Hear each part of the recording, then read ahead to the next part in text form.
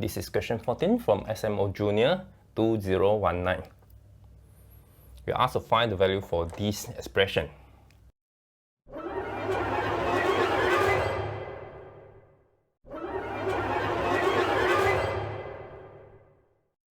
Now we have to recall x plus y squared equals to x squared plus 2xy plus y squared. Usually, from left hand side to right hand side, it is not difficult. However, it is not easy for you to observe that the expression in the right hand side can be written back to the expression in left hand side. So we will try this now. 199 squared plus 800. This already suggests that x should be 199.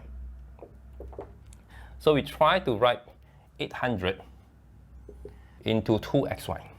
Now, so you want to write into 2xy, 800 is 2 times 400, and 199 is close to 200. And 200 is equals to 199 plus 1. So this is 2 times 2, 199 plus a 4. Okay, so 800 is 2 times 2 times 199 plus a 4. 4 is actually equals to 2 squared. Use 3 seconds to see that this is actually of this form.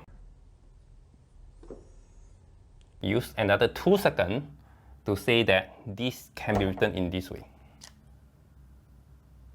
Are you ready? So the answer is 199 plus 2 square.